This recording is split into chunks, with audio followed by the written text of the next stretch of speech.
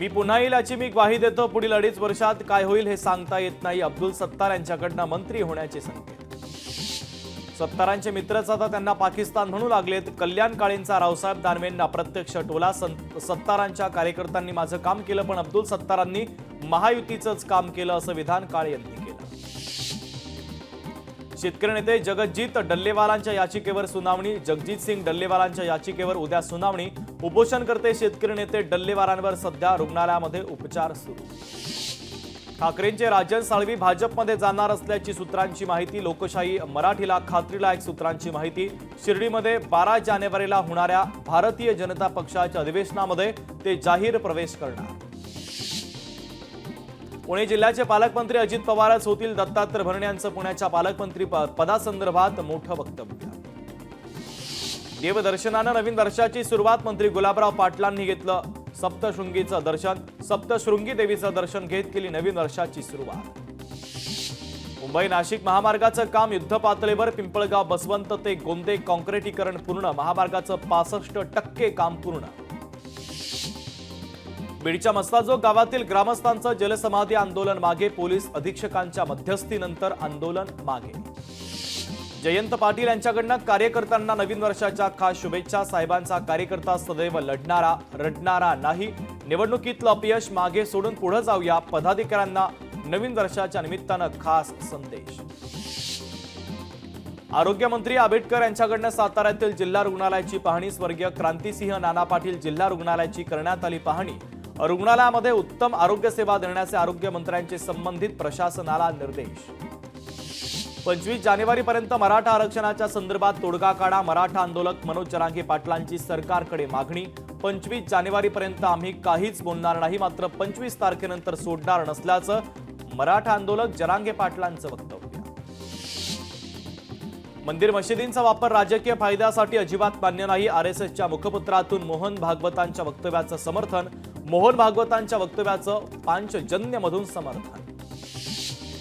सरपंच संतोष देशमुख हत्या प्रकरणाचा निषेध। लातूर जिल्ह्यातील शिरूर अनंतपाळ तालुक्यामधील 42 गावचे सरपंच आक्रमक। रास्ता रोको आंदोलन करण्यात आला घटनेचा निषेध।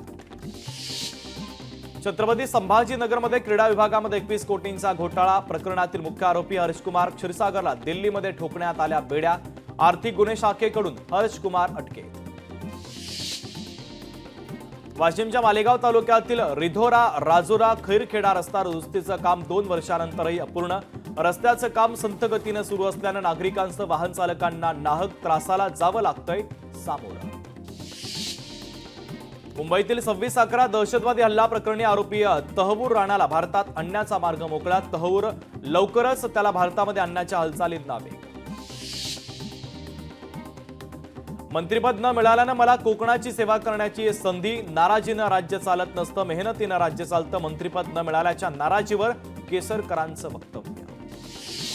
राज्य मंत्रिमंडळाची उद्या 12 वाजता बैठक होणार। खाते वाटपानंतर पहिलीच राज्य मंत्रिमंडळाची बैठक होणार। या बैठकीमध्ये कोणते महत्त्वाचे निर्णय होणार याकडे सर्वांचं लक्ष। बीडच्या संतोष देशमुख हत्या प्रकरणी सरकारकडून एसआयटीची स्थापना। एसआयटीमध्ये स्थानिक गुन्हे शाखेतील अधिकाऱ्यांचा समावेश। एसआयटीचे प्रमुख बसवराज तेलींच्या विनंतीमुळे 9 जणांची नियुक्ती। राजगुरुनगरमध्ये मुलींवर अत्याचार प्रकरणी गोसावी समाजाचा सातारा जिल्हाधिकारी कार्यालयावर मोर्चा। मोर्चामध्ये मोठ्या प्रमाणात महिलांचा सहभाग। नवीन वर्षाच्या पहिल्याच दिवशी मुख्यमंत्री देवेंद्र फडणवीसांची गडचिरोलीला भेट। विविध प्रकल्पांचं केलं उद्घाटन। गर्देवाडा येथे त्यांनी बसचं उद्घाटन करत फडणवीसांनी केला बसनं प्रवास। देशमुखांच्या हत्या प्रकरणामध्ये सीआयडीकडून आज तिघांची चौकशी। शरण येण्यापूर्वी वाल्मिक कराड गोवा कर्नाटक पुण्यामध्ये होता मुक्कामी, तर आरोपींची खाती गोठवण्यासाठी 13 ते 15 बँकांना सीआयडीचा पत्रव्यवहार। यवतमाळ येथील संविधान चौकामध्ये डॉक्टर बाबासाहेब आंबेडकरांच्या पुतळ्याला अभिवादन। भीमा कोरेगाव शौर्य दिनाच्या निमित्तानं सामाजिक संघटनांच्या वतीनं रॅलीचं देखील नियोजन। जळगावच्या धरण गावात फेरीवाल्यांनी काढला आक्रोश मोर्चा। अतिक्रमण विभागानं केलेल्या कारवाईचा निषेध। आंदोलकांनी नगरपालिकेच्या मुख्याधिकाऱ्यांकडे केली मागणी। बीड जिल्ह्यामध्ये माजी सरपंचाला लुटलं। पायाला कुलूप लावत साथीदारालाच डांबलं। पायाचं कुलूप घेऊन तक्रारदार थेट पोलीस अधीक्षकांच्या कार्यालयामध्ये।